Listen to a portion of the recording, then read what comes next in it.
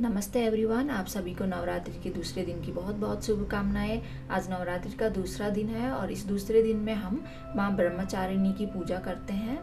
माँ ब्रह्मचारिणी कौन है और इनकी पूजा का क्या महत्व है, आइए जानते हैं।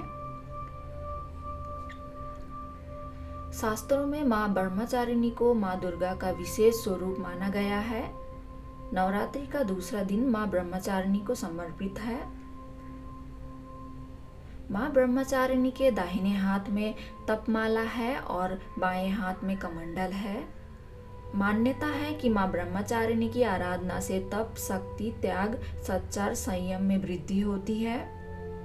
माँ ब्रह्मचारिणी के विधि पूर्वक पूजा करने से माँ आपकी मनोकामनाएं सारी पूरी करती हैं। तो आइए जानते हैं पूजा विधि।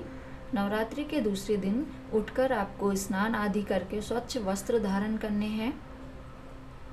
माँ दुर्गा के इस स्वरूप को माँ ब्रह्मचारिणी को आह्वान करना है और उनको अक्षता, फूल, फल, रोली, चंदन अर्पित करना है। माँ को दूध, दही, शक्कर से स्नान कराएं और फिर माँ ब्रह्मचारिणी को पान, सुपारी, लौंग भी चढ़ाएं।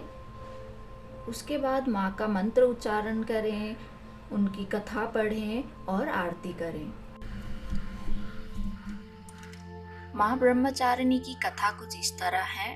कथाओं के अनुसार भगवान शंकर को पति रूप में प्राप्त करने के लिए माँ ब्रह्मचारिणी ने कठोर तप किए, इसीलिए उन्हें ब्रह्मचारिणी कहा गया। पौराणिक कथाओं के अनुसार माँ ब्रह्मचारिणी ने 1000 वर्ष तक फल फूल खाकर बिताया।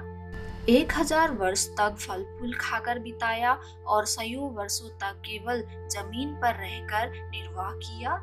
इसके बाद माँ ने कठिन उपवास रखे और खुले आकाश के नीचे वर्षा और धूप को सहन करती रही। टूटे हुए बेलपत्र खाए भगवान शंकर की आराधना करती रही। इसके बाद भी भोलेनाथ प्रसन्न नहीं हुए तो उन्होंने बेलपत्र खाना भी छोड़ दिया और कई हजार वर्ष तक निर्जल निराहार होकर तपस्या करती रही। माँ ब्रह्मचारिणी कठिन तपस्या के कारण बहुत कमजोर हो गई।